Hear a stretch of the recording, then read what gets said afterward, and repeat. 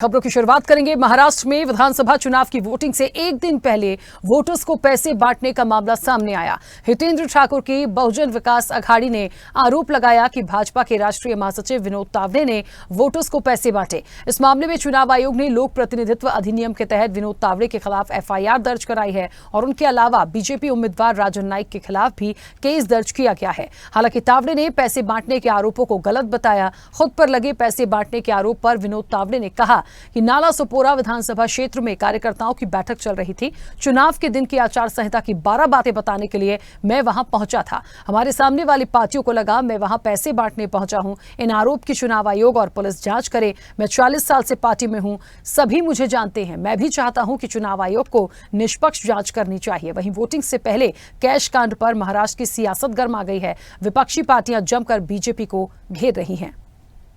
इधर तो अभी पैसे मिले भी है। इलेक्शन कमिश्नर को उन्होंने डिक्लेयर करने दो, बैंक में पैसे है, डायरिया है, जिसको कितना दिया है वो नाम लिखे हुए हैं। कितना पैसा बटा हुआ है? 5 करोड़ लेके आने वाले थे, ऐसा बीजेपी के नेता ने मुझे बोला था। अच्छा, भाई ऊपर से कोई प्रेशर आ रहा, दबाव बनाया जा रहा आपके ऊपर? होगा ही, पुलिस प्रशासन और इलेक्शन कमीशन तो दबाव के नीचे ही काम करता है। मैं तो 40 साल से पार्टी में हूँ। अप्पा ठाकुर मुझे जानते हैं, शिवदिन मुझे जानते हैं, सब पार्टी जानती है।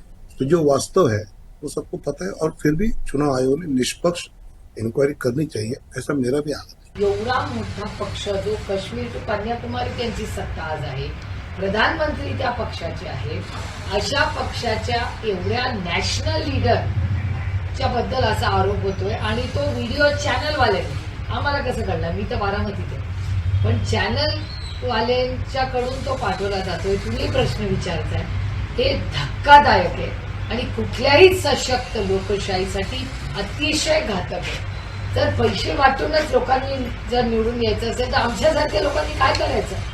काही नैतिकता राहिली की नाही या देशामध्ये?